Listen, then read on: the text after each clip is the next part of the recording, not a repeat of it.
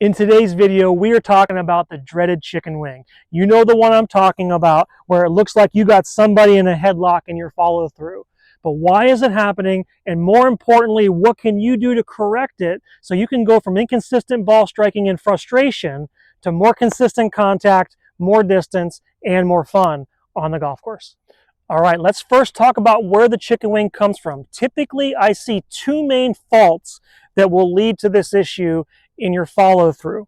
The first one is going to be an insufficient weight shift to your front foot. So to help you understand where the chicken wing comes from, I need you to understand the center of mass of your body and how it influences you to strike the ball on the ground. If I set up and I swing and I move my center of mass back as I should in my backswing, however, in my forward swing, my center of mass stays back and does not move forward, and it stays back behind the ball, that's going to influence me to hit the ground back here behind the golf ball. And if I do that a number of times, my subconscious mind's going to butt in and go, hey, Brandon, as you swing down here, you're going to hit the ground again. Don't do that. So in order to do that, I need to pull my arms in to avoid hitting the ground behind the golf ball. And that's where I get that chicken wing look or that scoopy look as I swing through the golf ball. It's subconscious. You're reacting to trying to avoid hitting the ground before you hit the golf ball. So the first thing you need to work on, if that is you've got to work on something that can help you to feel what it's like to move your center of mass and weight forward through the golf ball and hit your golf shot. Because I challenge you to find another athletic motion in sport where you're trying to exert maximum force on a ball, where your center of mass moves back and stays back. Yes, you may see it in a free throw in basketball or a shortstop in baseball throwing off the back foot, but most of the time in major sports, you are moving in the direction of the target, and golf is no different. So learning to move your weight forward is going to be the first checkpoint, and here in a minute, I'm going to give you a drill that's going to help with that.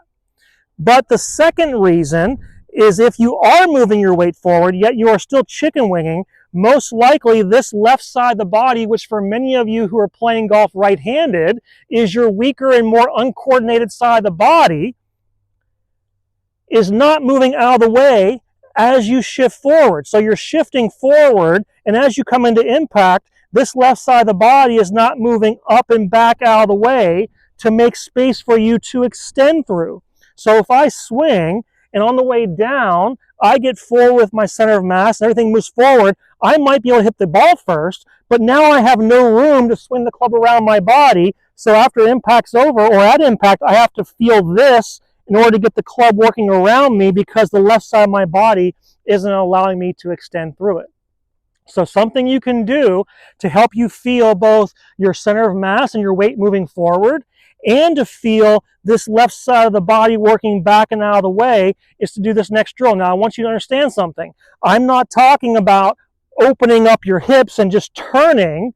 I'm talking about you learning how to move into this left hip and turn into it and get it moving back and out of the way. There's a difference of where you're going with this. I'm not trying to turn my hips and shift everything open. That's going to lead to me swinging over the top and cause me to do a bunch of things that I don't want to do. So here's what you can do to fix both the weight shift and that rotation through and get the left side of the body moving. You're going to make a 3/4 swing back, and on the way through, you're going to shift forward, and you're going to compress the ball, and you're going to move through, and you're going to hold your finish extended here in your follow through until the ball lands. Now, as I do this, and I hold this finish, I want you to pay attention to what you feel in your body. Me personally, I feel stretching and tension in my left glute. I also feel tension over here in the left oblique area of my body. That's what I feel. I'm not telling you what to feel, but for me, what that signifies is that the left side of my body is having to work hard to move and get out of the way so that my center of mass and my more powerful right side can get through the golf shot. This left side of the body was not blocking me.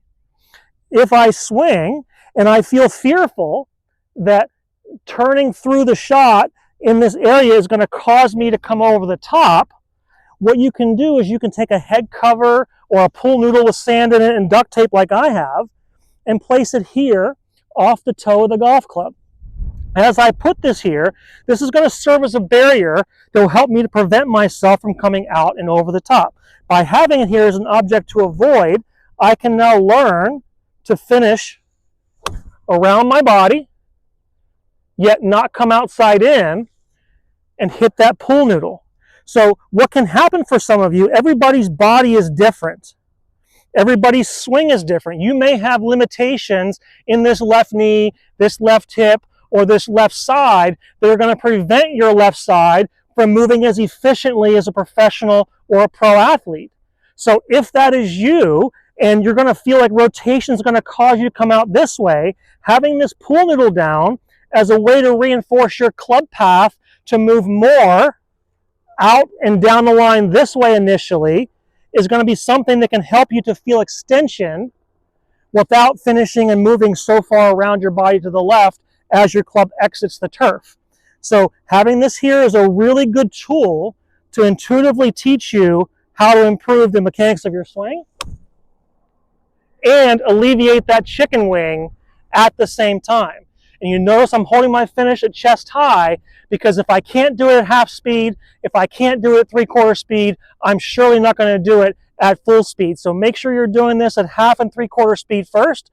Once you get the hang of it, you can take these feelings into your full golf swing for more consistency, more distance, and more fun.